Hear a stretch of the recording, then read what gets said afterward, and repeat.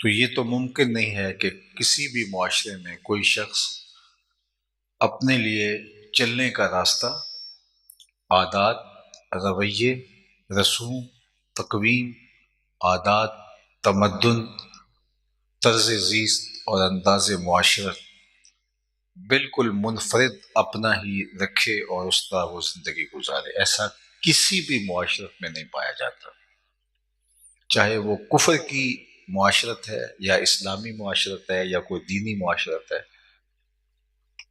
اگر کوئی چند لوگ جنگلوں میں مل کے رہتے ہیں تو ان کے ہاں بھی مشترکات ہوتے ہیں اور اس کے مطابق وہ زندگی گزارتے ہیں۔ تو جب یہ طے ہے، انسانی طبع ہی ایسے ڈیزائن کی گئی ہے کہ یہ ایک دوسرے کو دیکھ کر کے اپنے روز و شب کے معمولات مرتب کرتا ہے، تو پھر اس کو بہترین، کامل، اکمل اور مکمل اور خوبصورت نمونہ جو زندگی گزارنے کا بتایا گیا ہے وہ جناب رسالت مآب صلی اللہ علیہ وآلہ وسلم کا نمونہ زندگی ہے، جو اللہ کی منزل کردہ کتاب قرآن مجید کے بتائے ہوئے اسلوب کے، طریق کے، اس اتری ہوئی تھیوری کے عین مطابق عملی مشق ہے۔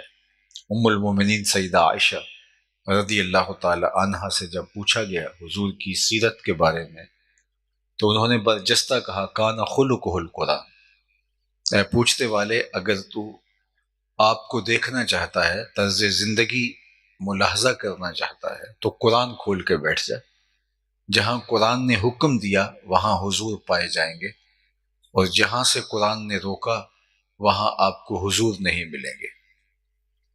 تو قرآن کی عملی تفسیر اور خوبصورت نمونہ حضور علیہ السلام کی ذات ستودہ صفات ہے، اور یہ حضور کا نقشہ، سیرت کا نقشہ حضرت ام المومنین سیدہ عائشہ رضی اللہ تعالی عنہا بیان کرتے ہیں۔ اور میں سمجھتا ہوں کہ کسی شخص کے کردار کو، رویوں کو، عادات کو، خصائل کو، طرز زیست کو، انداز معاشرت کو اس کی بیوی سے بہتر نہیں جان سکتا، چونکہ انسان یہاں اپنی حقیقی حالت میں ہوتا ہے۔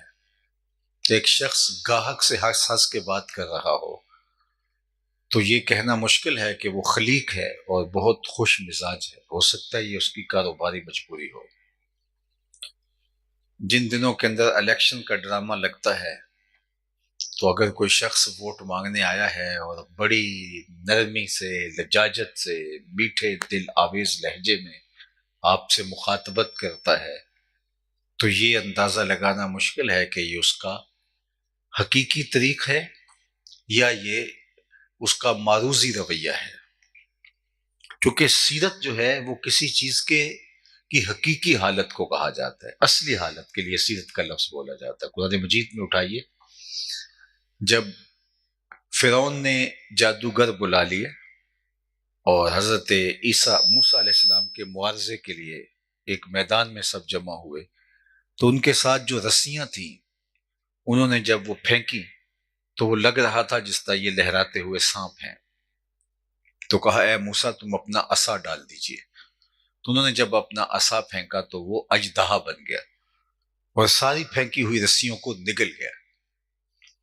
جب میدان صاف ہو گیا تو فرمایا کہ اب اس کو اٹھا لیجئے، اب اس کو ہم اس کی اصلی حالت کی طرف پلٹاتے ہیں، یعنی اصلی حالت تو عصا ہے، یہ اس کی حیت مقلوبہ تھی جو وقتی طور پہ، عارضی طور پہ تبدیل ہوئی۔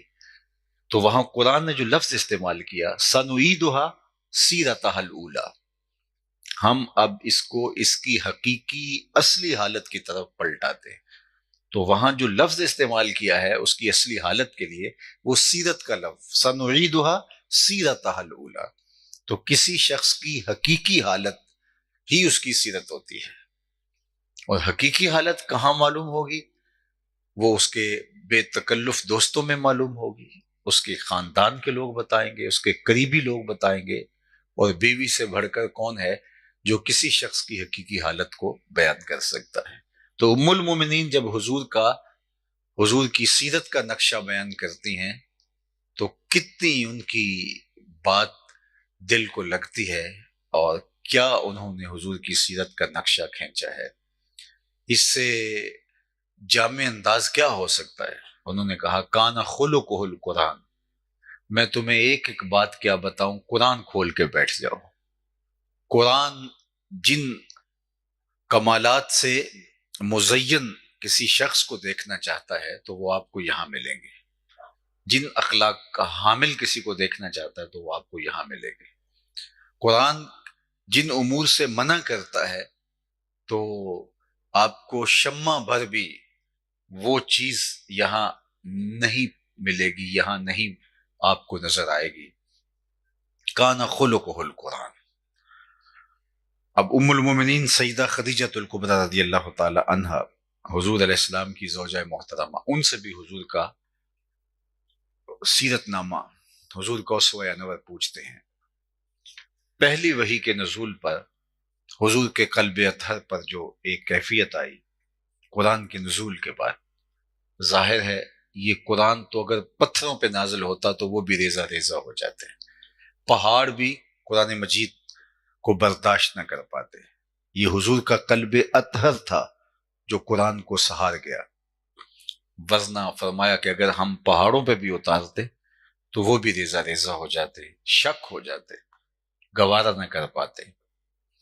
لیکن بہرحال اس کی کیفیت تو تھی جو حضور کے قلب اطہر پر آئی، تو آقا کریم نے گھر آ کر کہا یا خدیجہ زملونی، مجھے چادر اوڑا دو، مجھے سردی لگ رہی ہے۔ انہوں نے حضور کے کندھوں پہ چادر ڈال دی، اور پھر حضور کو تسلی دیتے ہوئے انہوں نے جو جملے کہے وہ حضور کی سیرت کا جلی عنوان بھی ہے۔ 6 چیزیں، ایک روایت میں 5 چیزیں، ایک روایت میں 6 چیزیں آتی ہیں۔ سیر کی تمام کتابوں میں موجود ہے، بخاری میں، باقی کتب حدیث میں۔ تو حضور علیہ السلام کی اس کیفیت پر ام المومنین نے کہا کلا واللہ ما یخزیک اللہ ابدا، آپ کا رب آپ کو کبھی بھی بے آبرو نہیں ہونے دے گا، آپ کو پریشان نہیں ہونے دے گا۔ کیوں؟ اب حضور کی سیرت کو بیان کرتے ہیں۔ انک لتصل الرحم، اس لیے کہ آپ صلہ رحمی کرتے ہیں، رشتہ داروں کے ساتھ آپ کا رویہ ان کے تلخ نامناسب رویوں کے باوجود درست ہے، اور فرمایا جو یہ چاہے کہ اس کی عمر میں برکت ہو اور اس کے رزق میں برکت ہو، وہ رشتہ داروں کے ساتھ سلوک اچھا کرے، ان کے تلخ کھردرے نامناسب رویوں کے باوجود وہ اپنی زبان کو ان کے حوالے سے کنٹرول کرے، وہ ان کو کوئی ایذا نہ دے، ان کو کوئی تکلیف نہ دے، سوائے اس کے کہ جب رشتہ داروں کی طرف سے کچھ ایسے امور آپ کو لاحق ہوں کہ جو آپ برداشت نہیں کر پاتے، تو پھر ایک حد تک آپ کو فاصلے احتیاط برتنے کی ضرورت، اس کی تو اجازت ہے، لیکن صلہ رحمی کے ضابطے توڑ دینا اور قطع تعلق ہی کر دینا، اس کی اجازت شریعت اسلامیہ نے ہمیں نہیں دی ہے۔ اور اللہ کے محبوب اس کی مثال ہیں۔ آقا کریم کے رشتہ داروں نے جو آپ کے ساتھ سلوک کیا وہ آپ جانتے ہیں، کانٹے لا کے جنگلوں سے حضور کی راہوں میں بکھیرے۔ ام جمیل رشتے میں چچی لگتی تھی۔ ابو لہب نے حضور کے لیے کیسے کیسے نازیبہ کلمات کہے، تباً لک ہنالک سائر الیوم الہذا جماعتنا، گڑے کھودے گئے حضور کی راہوں میں۔ آقا کریم سجدے میں سر انور رکھے ہوئے ہیں، اوجریاں ڈال دی گئی، گھروں کے کوڑے لا کے حضور کے گھر کے سامنے پھینک دیے گئے، اور آپ نے صرف اتنا کہا قریش یہ حق مجاورت ہے جو تم ادا کر رہے ہو، ہمسائیگی کے یہ حق ہوتے ہیں جو تم ادا کر رہے ہو۔ لیکن اب دیکھیے یہاں حسن سلوک کا رنگ، کہ جب حضور فاتح بن کے مکہ المکرمہ میں داخل ہوئے تو یہ سارے تھر تھر کانپ رہے تھے کہ آج گردنیں اتریں گی۔ آقا کریم نے فرمایا سب کو بلایا گیا تو فرمایا بتاؤ میں تمہارے ساتھ کیا سلوک کروں؟ تو لجاجت بھرے لہجے میں بولے آپ کریم باپ کے کریم بیٹے ہیں، ہم آپ سے خیر کی توقع رکھتے ہیں۔ اور ان کا یہ خیال تھا کہ گردنیں اترنے سے بچ جائیں، باقی شہر بدر تو کیے ہی جائیں گے، کیونکہ انہیں اپنا کیا ہوا سارا یاد تھا۔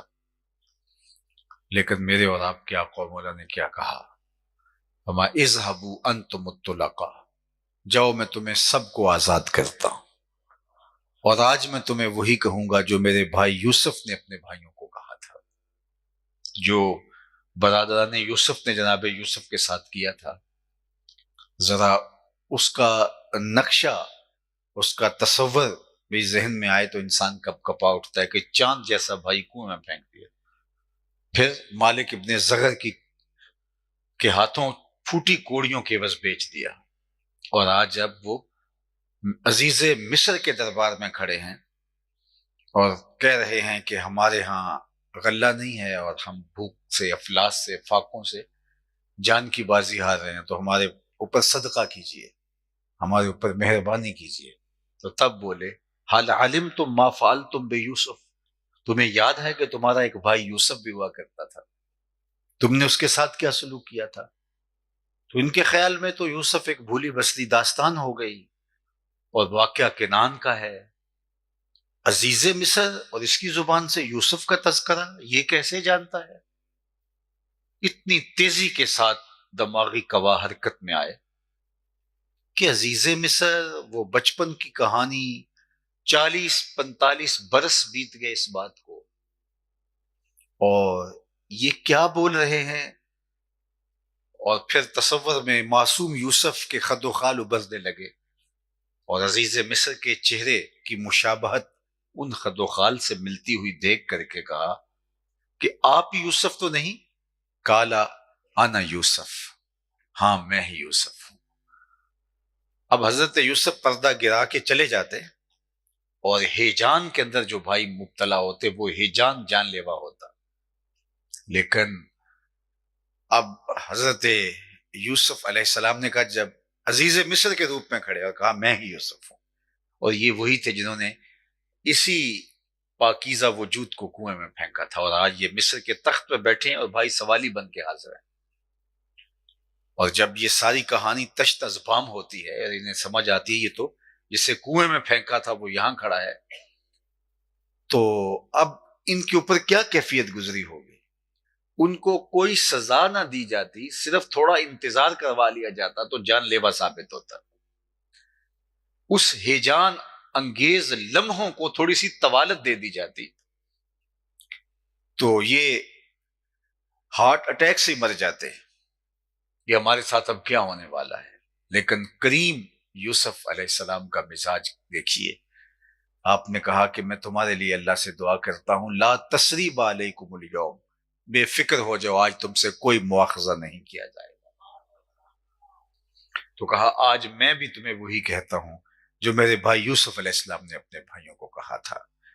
تو یہ حضور کی سیرت کا ایک عنوان ہے جو ام المومنین حضرت خدیجۃ الکبریٰ بیان کرتی ہیں، اور یہ برجستہ بیان کیا، ظاہر ہے یہ حضور کی زندگی کا لازمی حصہ تھا، اور انہوں نے اپنی آنکھوں کے ساتھ رشتہ داروں کے ساتھ سلوک کرتے انہیں دیکھا تھا۔ دوسری بات جو ام المومنین نے حضور کے اوصاف کو بیان کرتے ہوئے فرمائی، وَتَحْمِلُ الْكَلَّةَ، اور جس کا کوئی بوجھ اٹھانے والا نہیں آپ اس کا بوجھ اٹھاتے ہیں۔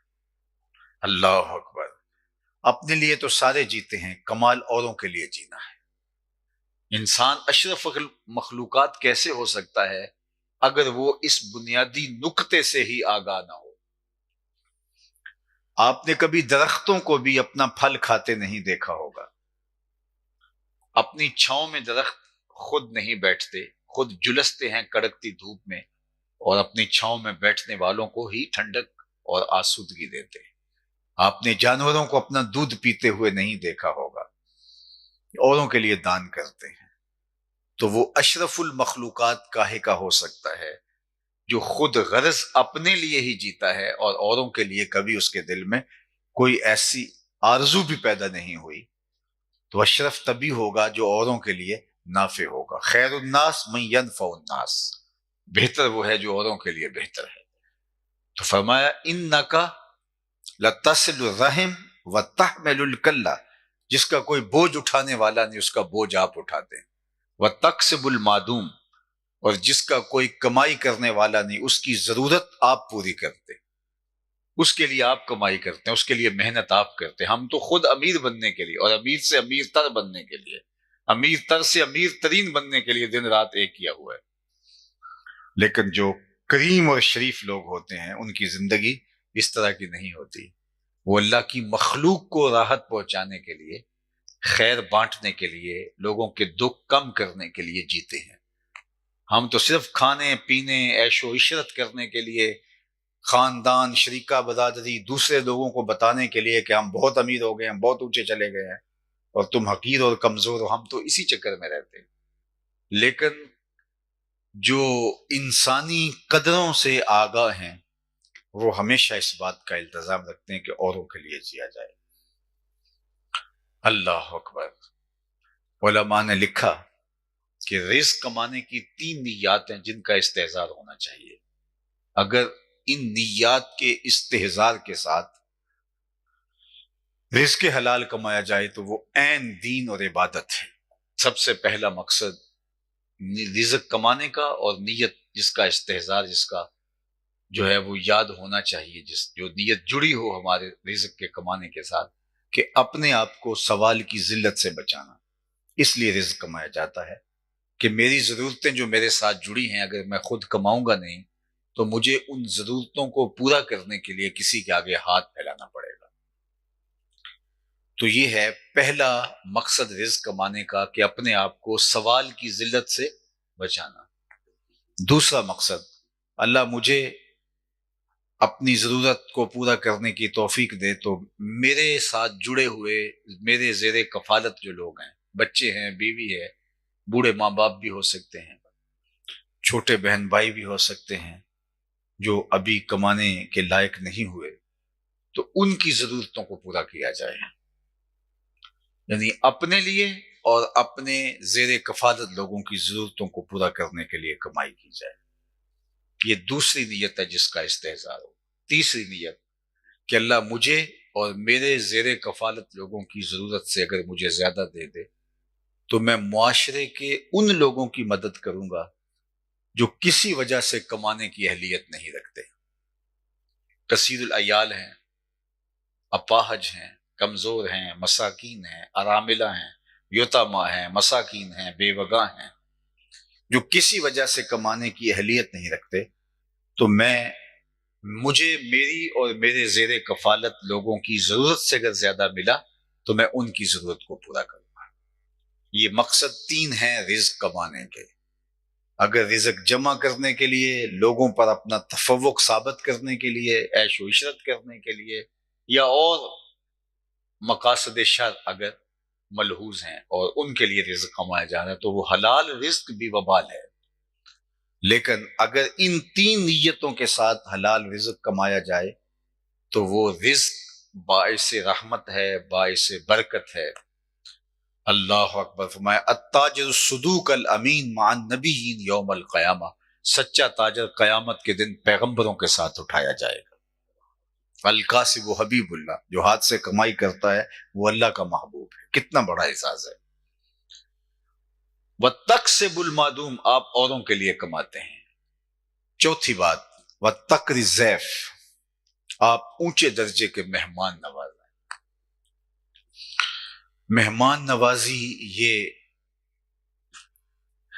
صالح اور پاکیزہ فطرت لوگوں کا مزاج ہے، اور انہیں خوشی ہوتی ہے کسی کو کھانا کھلایا جائے۔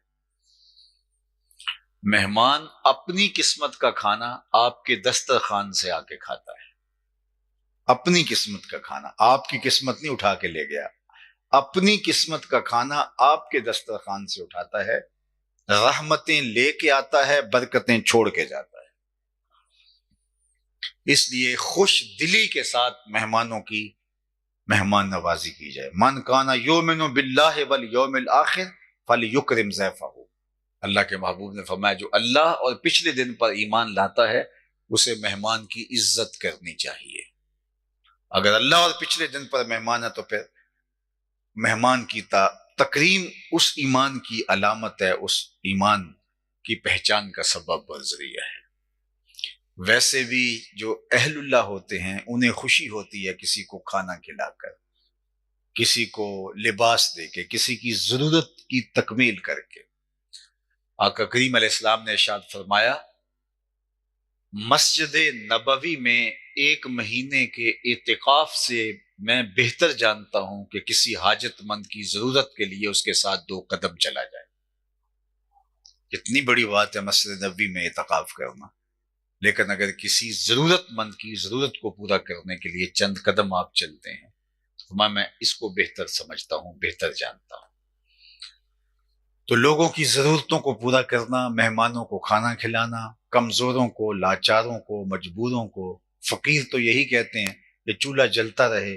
بابا بلے شاہ نے کہا تھا اٹ کھڑکے دکڑ وجے تتا ہووے چولہا، آن فقیر کھا کھا جامن راضی ہووے بلا۔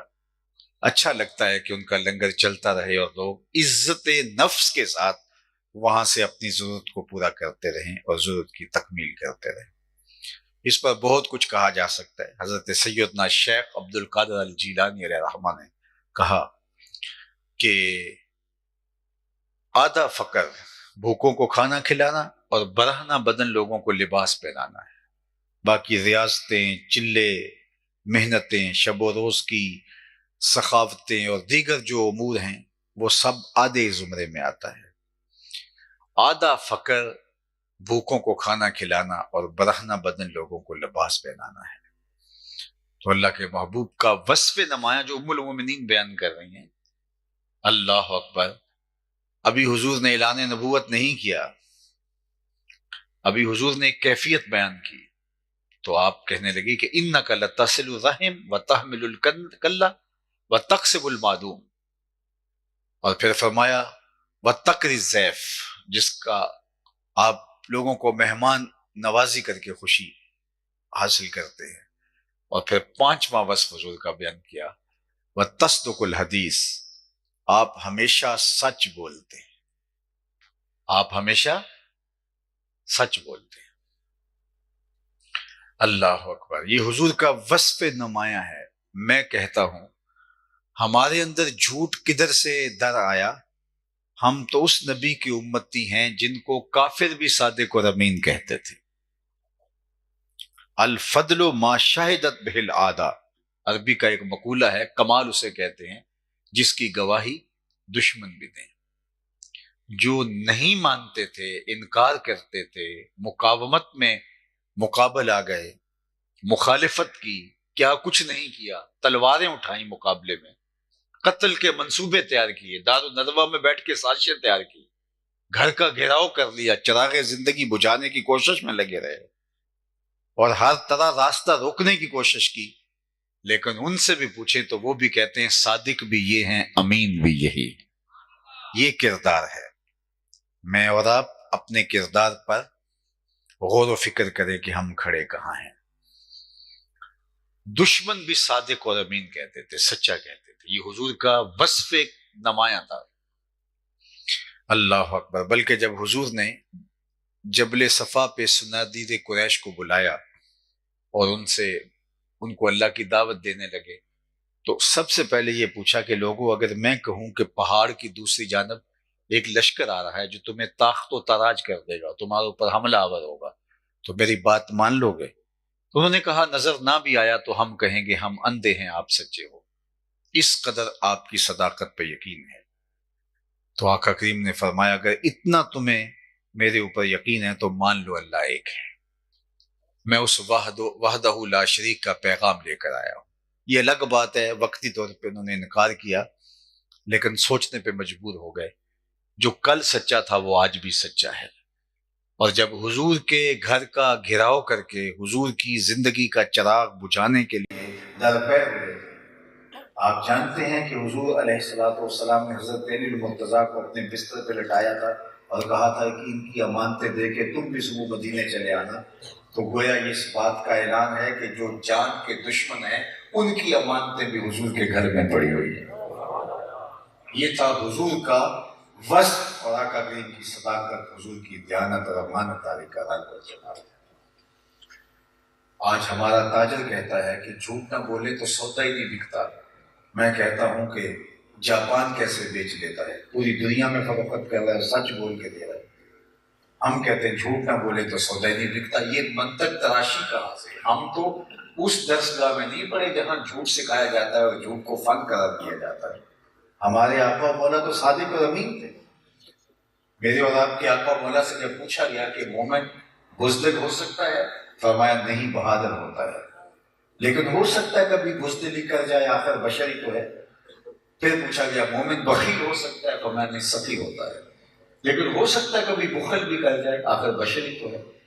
بلکہ ایک روایت میں آیا کہ جو اولاد ہے مبخلۃ مجبنۃ، اولاد انسان کو تھوڑا تھوڑا بخیل بنا دیتی ہے اور تھوڑا تھوڑا اس کو بزدل بھی بنا دیتی ہے.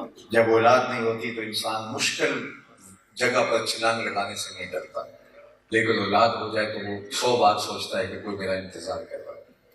بڑا شاخرچ ہوتا ہے، لیکن اولاد ہو جائے تو پھر بچت کرنے لگ جاتا ہے کہ میری اولاد ہے اور ان کی ضروریات ہے. تو کہا اولاد تھوڑا تھوڑا بخیل بھی بنا دیتی ہے اور تھوڑا تھوڑا بزدل بھی بنا دیتی ہے.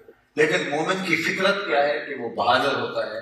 ہو سکتا ہے کبھی بزدلی کر جائے.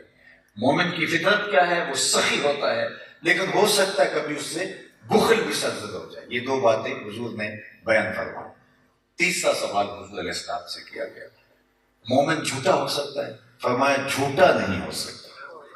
یہ طے شدہ بات ہے، مومن ہو اور جھوٹا ہو یہ نہیں ہو سکتا.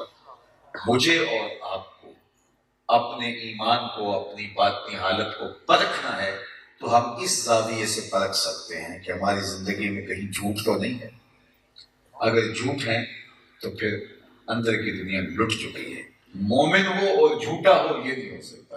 مومن کے ساتھ سچائی جڑی ہے اور سچائی ایمان کی علامت ہے. اور ہمارے آقا مولا نے جھوٹ سے اتنی نفرت دلائی. ایک دن ارشاد فرمایا الا انبئکم باکبر الکبائر، میں تمہیں بڑے بڑے گناہوں کی خبر نہ دوں؟ صحابہ نے عرض کی بلا، کیوں نہیں؟ حضور ارشاد فرمائی، فرمایا الاشراک باللہ، سب سے بڑا گناہ جس کی معافی بھی نہیں ہے وہ اللہ کے ساتھ کسی کو شریک ٹھہرانا ہے. پھر فرمایا وعقوق الوالدین، والدین کی نافرمانی کرنا. یہ دو چیزیں حضور نے بیان فرمائی اور حضور بیٹھے ہوئے تھے اور ٹیک لگا کے بیٹھے تھے. تیسری چیز بیان کرنے لگے وَجَلَسَ وَكَانَ مُتَّكِئًا. حضور ٹیک لگائے بیٹھے تھے اور پہلی دو چیزیں ٹیک لگائے حضور نے بیان کی. اب تیسری چیز کی اہمیت کو اجاگر کرنے کے لیے حضور علیہ السلام نے ٹیک چھوڑی. حالانکہ پہلی جو دو چیزیں ہیں ان کے حوالے سے بھی حضور نے اکبر الکبائر کہا، لیکن یہ تیسری وہ شے تھی جس کو بیان کرتے ہوئے حضور نے ٹیک چھوڑی اور پھر فرمایا الا وقول الزور، سن لو اور وہ جھوٹ بولنا ہے. جو بڑے گناہ ہیں ان میں سے ایک جھوٹ بولنا ہے. پھر فرمایا الا وقول الزور، سن لو وہ جھوٹ بولنا ہے. پھر فرمایا الا وقول الزور، سن لو وہ جھوٹ بولنا ہے. ٹیک چھوڑی، سیدھے ہو کے بیٹھ گئے اور یہ بار بار فرما رہے ہیں. اور صحابہ کہتے ہیں کہ حضور بار بار فرما رہے تھے اور ہم آرزو کر رہے تھے کاش کہ حضور سکوت اختیار کر لیں. حضور جو اہمیت بیان کرنا چاہ رہے ہیں وہ ہم سمجھ گئے، وہ بات ہمارے اندر اتر گئی. لیکن اللہ کے محبوب نے ایک تو ٹیک چھوڑی، سیدھا ہو کے بیٹھے اور پھر ارشاد فرمایا الا وقول الزور، الا وقول الزور، الا وقول الزور، سن لو وہ جھوٹ بولنا ہے، وہ جھوٹ بولنا ہے، وہ جھوٹ بولنا ہے، وہ جھوٹ بولنا ہے. تو اب جھوٹ کی اتنی مذمت ہمارے آقا و مولا کریں اور ہم جھوٹ کو ایک معمولی فعل سمجھے، کوئی بات نہیں، چلتا ہے. اس دور میں فن ہے، جھوٹ کے بغیر زندگی کا پہیہ نہیں رینگ سکتا.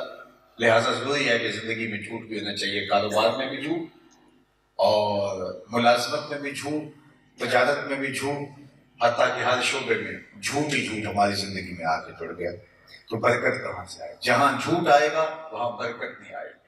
صحیح حدیث میں آتا ہے کہ جب کوئی شخص جھوٹ بولتا ہے تو اس کے منہ سے بدبو نکلتی ہے جس کو عام لوگ تو نہیں سونگھ پاتے، لیکن اللہ کے نورانی فرشتے جو رحمت لے کے ہمارے گھروں میں آتے ہیں وہ اس کو سونگھتے ہیں اور اس بدبو کی وجہ سے 1 میل پیچھے ہٹ جاتے ہیں.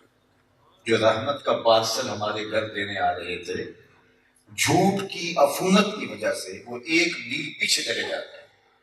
اور جس گھر میں باپ بھی جھوٹ بول رہا ہو، ماں بھی جھوٹ بول رہی ہے، اولاد بھی جھوٹ بول رہی ہے، سب ایک دوسرے سے بھی جھوٹ بول رہے ہیں، باہر سے آنے والوں سے بھی جھوٹ بول رہے ہیں، دکان میں بھی جھوٹ بول کے آئے ہوں، فیکٹری میں بھی جھوٹ بول کے آئے ہیں، تو اس گھر سے تو بدبو کے ببوکے اٹھ رہے ہوں گے. تو فرشتے کتنے میل دور پیچھے ہٹ گئے ہوں گے. جو رحمت کی ڈلیوری ہمارے گھر دینے آئے تھے اور رحمت کا پیکٹ پکڑا ہوا ہے، پارسل پکڑا ہوا ہے، لیکن شہر سے باہر کھڑے ہیں، گلیوں میں تعفن بدبو اتنی ہے کہ وہ آگے آ نہیں پاتے۔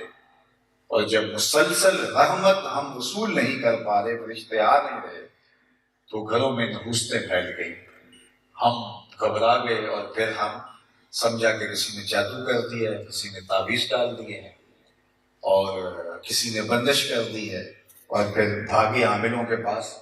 عامل تو ٹھیا لگا کے بیٹھا اسی کام کے لیے تھا، اس کو تو ضعیف الاعتقاد اور روحانی امراض کے مارے ہوئے لوگ چاہیے تھے، تو اس نے کہا وہ تو ویلے سے آ گیا ہے، اگر نہ آتا تو یہ تعویذ چل جاتے تھے۔ ہاں لیکن اب اتنا ہوا کہ یہ تعویذ پرانے ہو گئے ہیں، اب سایہ بن گیا ہے، اب تجھے 16 منگل آنا پڑے گا، 15 اتوار آنا پڑے گا، کالا بکرا لانا پڑے گا، اور اس کا بھی ڈیرا چل گیا، اور مرد بھی جا رہے ہیں، خواتین بھی جا رہی ہیں، کس لیے؟ اپنے گھر کی نحوست ختم کرنے کے لیے۔ اور نحوست کی وجہ کیا ہے؟ جو رحمت کا پارسل لے کر آنے والے فرشتے تھے وہ گلی سے باہر کھڑے ہیں، ہم ان کو راستہ نہیں دے رہے، اور جا رہے ہیں 16 منگل، 17 منگل، 18 منگل، اور جو ہے وہ جا کے اپنا مال بھی لٹا رہے ہیں، جس سکون کی تلاش میں ہیں، جس برکت کی تلاش میں، وہ پھر بھی نہیں مل سکا، اور الٹا اپنا عقیدہ بھی بگاڑ لیا، اور استغفر اللہ استغفر اللہ۔ بعض خواتین تو عزت بھی لٹا بیٹھتی ہیں، ایسے مسخرے لوگ عاملین کے روپ کے اندر پائے جاتے ہیں۔ میں یہ نہیں کہتا کہ سارے عامل غلط ہیں، کوئی 1000 میں سے ایک اچھا بھی ہوگا جو وضع قطع بھی شریعت کی مطابقت میں رکھتا ہے، اور اللہ اور اس کے رسول سے ڈرنے والا ہے، خشیت الہی کا جذبہ اس کے سینے میں موجود ہے، اور اللہ اور اس کے رسول کے بتائے ہوئے احکام کے مطابق زندگی گزارتا ہے، اور شریعت نے ہمیں جو بیماریوں کے، روحانی امراض کے علاج کا طریق بتایا ہے، احادیث میں آیا ہے، قرآن مجید کی جو صورتیں ہیں ان کے ذریعے سے علاج کرتا ہے، اور لوگوں کو خیر کی، نیکی کی تلقین کرتا ہے۔ کوئی ایسا بھی مل جاتا ہے، اگرچہ بہت کم ہے، لیکن میں عمومی بات کر رہا ہوں کہ یہ جو عاملین جو ٹھیے لگا کے بیٹھے ہیں، بہت سارے تو ایسے ہیں جنہیں غسل کا طریقہ بھی نہیں آتا ہوتا، اور آئے دن اخبارات میں سٹوریاں چھپتی رہتی ہیں اور آپ پڑھتے رہتے ہیں، خبریں آتی رہتی ہیں، اور آپ کہتے ہیں کہ یہ کیا ہو گیا، وہ کیا ہو گیا۔ یہ سب کچھ ہمارے دائیں بائیں پھیلا ہوا ہے، اور اس کا سبب کیا؟ ان کو موقع کیسے ملا؟ جھوٹ کی وجہ سے ہمارے گھروں میں نحوست اتر آئی، برکت نکل گئی، اور نحوست ہی نحوست پھیل گئی، اور تعفن ہی تعفن پھیل گیا۔ رحمت کے فرشتے پارسل لیے باہر کھڑے، اندر آ نہیں رہے، اور ہم پھر الٹا ان لوگوں کا شکار ہو گئے، اور ان کا گھر تو چل گیا لیکن ہمارا گھر اجڑ گیا۔ آئیے میں اور آپ اپنی زندگی میں سچ کو لے کے آئیں۔ اللہ کے محبوب نے فرمایا الصدق طمانینہ والکذب ریبہ، سچ بولو گے تمہاری طبیعت میں اطمینان کا نور آئے گا، اور جھوٹ بولو گے تمہارے پاس دولت کی کثرت بھی ہوگی تو پھر بھی بے چین اور عدم اطمینان کا شکار رہو گے۔ آج ہمارا مسئلہ کیا ہے؟ ہم کثرت کے پیچھے چل پڑے ہیں، برکت کے پیچھے نہیں۔ رزق کی برکت اور چیز ہے، رزق کی کثرت اور چیز ہے۔ ہم کثرت کے پیچھے بھاگتے ہیں، ہمارا رب ہمیں رزق مبارک دینا چاہتا ہے، اور مبارک رزق سچ سے ملے گا۔ اللہ اکبر۔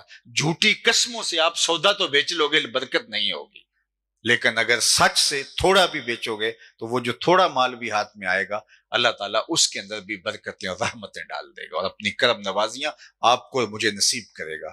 تو آئیے میں اور آپ عزم کر کے اٹھیں، یہ حضور کی سیرت ہے۔ اصل ہمارے ہاں جلسہ سننے کا، جلسہ کرنے کا، جلسہ کرانے کا مقصود کیا رہ گیا ہے؟ تلذذ سمعی۔ واہ واہ، کیا جلسہ ہوا، کیا خطاب کیا، کیا اٹھان تھی خطیب کی، اور ہم یہ سننا چاہتے ہیں، اور واہ واہ کے ڈونگرے برسانا چاہتے ہیں، اور پھر خوشی خوشی گھر لوٹنا چاہتے ہیں۔ وہ بات ہم نہیں سننا چاہتے جس پر ہمیں عمل پیرا ہونا پڑے اور اپنی زندگی کو بدلنا پڑے۔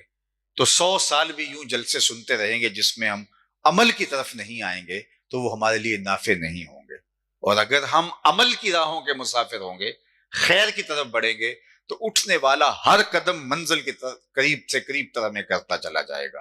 تو آئیے آج کی اس مجلس کے اندر، چونکہ اسوہ رسول عنوان ہے، تو اسوہ رسول کے عنوان سے حضور کا نمایاں اسوہ ہے کہ حضور کی زندگی سچ سے عبارت تھی، سچائی سے حضور علیہ الصلوۃ والسلام کی معرفت اور پہچان ہے، حتیٰ کہ جو دشمن ہیں وہ بھی صادق اور امین کہتے ہیں، کیا ہم اپنے کردار کو ایسا نہیں بنا سکتے اس نبی کے غلام ہو کر، اس نبی کے نوکر ہو کر، اس نبی کے گدا ہو کر، کہ لوگ ہمارے اوپر انگلی نہ اٹھا سکیں کہ جو مرضی ہو جائے یہ شخص جھوٹ نہیں بول سکتا اس لیے کہ عاشق رسول ہوا کرتا ہے، یہ حضور کا غلام ہوا کرتا ہے۔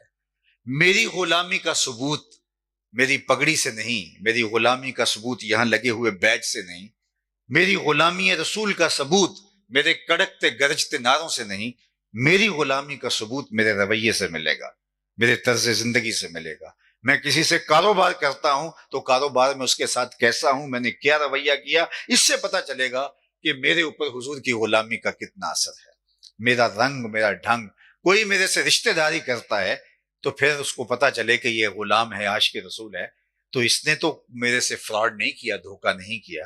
لیکن ہمارے سارے معاملے الٹ ہوں اور ہم زبان پر تھرکتے ہوئے لفظوں سے ہی اظہار محبت کریں تو میاں ابھی ہمارا عشق کچا ہے، اس کو پختہ کرنے کی ضرورت ہے۔ عاشق عاشق ہر کوئی آکے، پر عاشق بندا مر کے، زہر پیالہ کوئی نہیں پیندا، پر عاشق پیندا مر کے۔ اگر عشق کا دعویٰ کیا ہے، محبوب تو حکم بڑی دور کی بات ہے، محبوب کی تو منشا کو بھی عاشق سمجھتا ہے، یعنی محبوب چاہتا کیا ہے۔ جو محب خالص ہوتا ہے اس کو محبوب سے پوچھنا نہیں پڑتا کہ آپ کی چاہت کیا ہے، اسے محبوب کی مرضی کا پتہ ہوتا ہے کہ محبوب کی چاہت کیا ہے۔ مدینہ المنورہ کی ایک گلی سے حضور علیہ السلام گزر رہے تھے اور ایک مکان بن رہا تھا جو طرز تعمیر حضور کو کسی وجہ سے پسند نہیں تھی۔ رکے اور پوچھا یہ مکان کس کا ہے؟ کہا فلاں انصاری کا۔ حضور گزر گئے، کسی نے جا کے اسے بتایا کہ حضور گزرے تھے، تیرے مکان کو دیکھا تھا، چہرے پہ پسندیدگی کے آثار نہیں آئے، شاید پسند نہیں آیا حضور علیہ السلام کو۔ اس نے کہا اچھا، کہا ہاں۔ اس نے کدال پکڑی اور اس مکان کو زمین بوس کر دیا۔ 2-4 دن کے بعد آقا کریم علیہ الصلوۃ والتسلیم کا دوبارہ گزر ہوا تو وہاں ملبے کا ڈھیر پڑا ہوا تھا۔ تو آقا کریم نے فرمایا صحابی کو بلاؤ، بلایا گیا، کہا میں گزرا تھا، تیرا مکان دیکھا تھا، آج ملبے کا ڈھیر دیکھ رہا ہوں، کیا ہوا؟ عرض کی حضور میں نے گرا دیا۔ فرمایا کیوں؟ عرض کی سنا تھا آپ کو پسند نہیں، سنا تھا آپ کو پسند نہیں۔ میں اور آپ سر سے لے کر پاؤں تک دیکھیں، ہمارا کیا کیا حضور کو پسند نہیں۔ اپنی وضاقتہ سے لے کے لباس تک دیکھیں، ہمارا کیا کیا حضور کو پسند نہیں۔ اپنے عقیقے سے لے کر ولیمے تک دیکھیں، ہمارا کیا کیا حضور علیہ السلام کو پسند نہیں۔ اپنے طرز زندگی، انداز معاشرت، امور سیاست، انداز زیست کو دیکھیں، ہمارا کیا کیا حضور کو پسند نہیں۔ لیکن اگر ہم کہیں کہ مرضی ہم اپنی کریں گے لیکن ہم سے بڑا عاشق رسول کوئی نہیں، تو میاں یہ سوچنے کی ضرورت ہے۔ بندہ جس سے محبت کرتا ہے اس کی اطاعت کرتا ہے، وہ تو ایسا حکم بھی دے دے جس کا بجا لانا ممکن نہ ہو تو محب یہ نہیں پوچھتا یہ کیسے ہوگا، وہ تیشہ اٹھاتا ہے اور کندھے پہ رکھتا ہے اور پہاڑ کھودنے نکل جاتا ہے۔ کہ محبوب نے کہہ دیا کہ پتھروں سے نہر کھود کے لانی، اور وہ بھی دودھ کی، حالانکہ پتھروں سے نہر دودھ کی کیسے کھود کے لائی جا سکتی ہے، لیکن فرحاد یہ نہیں سوچتا اور کوئی معترض نہیں ہوتا کہ یہ کیسے ہوگا۔ کہا محبوب نے کہا ہے تو میں کر کے گزروں گا۔ یار ایک خاتون کا عاشق تیشہ کندھے پہ رکھ کے نہر کھودنے نکل جاتا ہے جو ممکن ہی نہیں ہے، تو کیا نبی کا عاشق صرف باتوں سے ہی عاشق ہوگا؟ عمل سے ثابت کرنا ہوگا کہ میں حضور کا عاشق ہوں۔ ایک صاحب تشریف لائے اور وہ ایک طویل سفر کے بعد، ایک مدت کے بعد آئے۔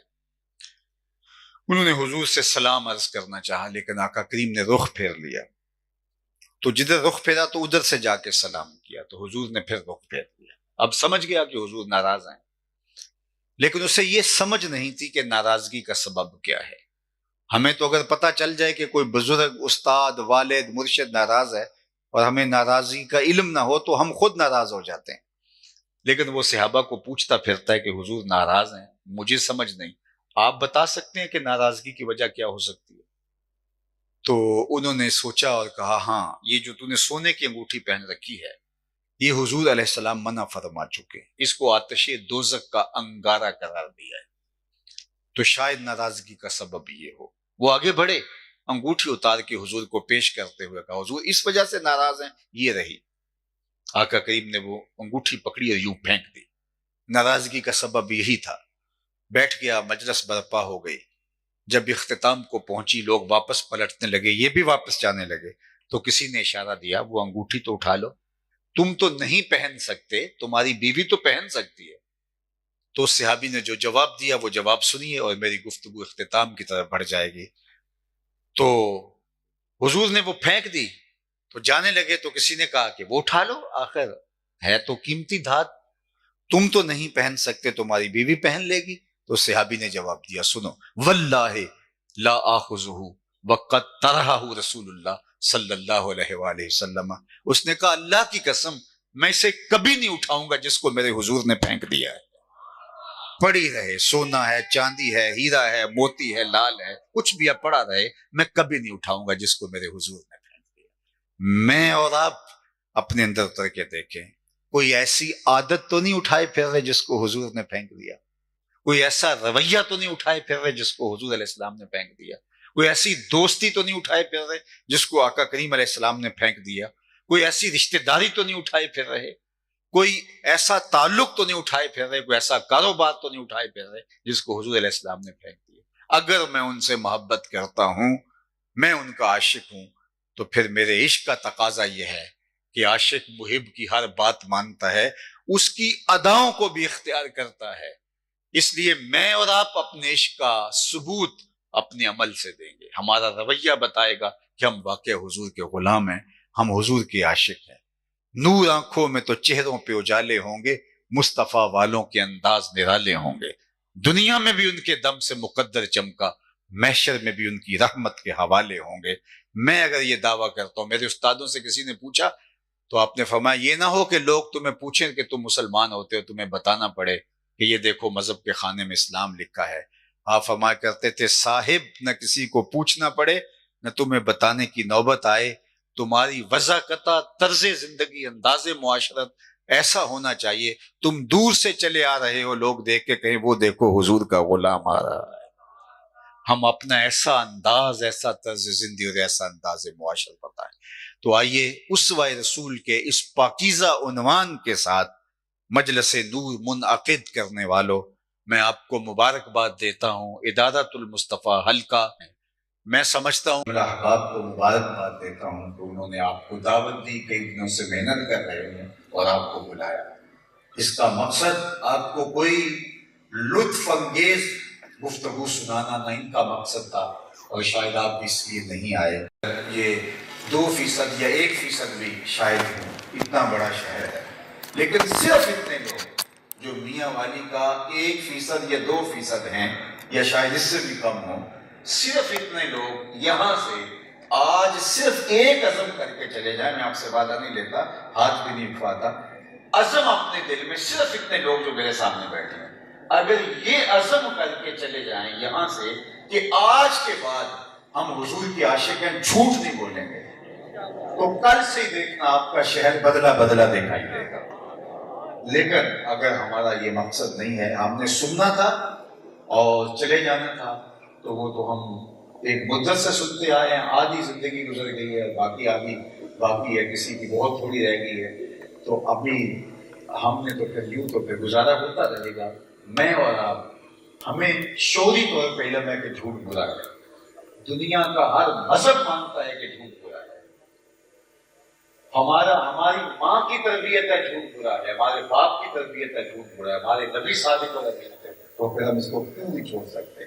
ہم سمجھتے ہیں کہ جھوٹ چھوڑ دیا تو پتہ نہیں جو ہے وہ ہم کتنے نقصان اور خسارے میں چلے جائیں گے۔ جھوٹ بول کر کے اگر کوئی خسارہ بھی ہوتا ہے، فائدہ بھی ہوتا ہے، تو وہ فائدہ نہیں ہے، اور سچ بول کے کوئی خسارہ بھی ہوتا ہے تو وہ خسارہ نہیں ہے، کیونکہ جس عمل کے پیچھے اللہ کی رضا نصیب ہوتی ہے وہ خسارے والا عمل ہے، اور جس عمل کے بعد اللہ کی ناراضگی ہے اس کا دنیاوی فائدہ کچھ بھی ہو، وہ فائدہ کوئی معنی نہیں رکھتا۔ تو اللہ مجھے اور آپ کو حضور کے اسوہ نور کو اپنی روحوں میں اتارنے کی اور سچائی کے ساتھ جڑی ہوئی زندگی گزارنے کی توفیق دے۔ وآخر دعوانا ان الحمد للہ رب العالمین۔ اللہم صلی علی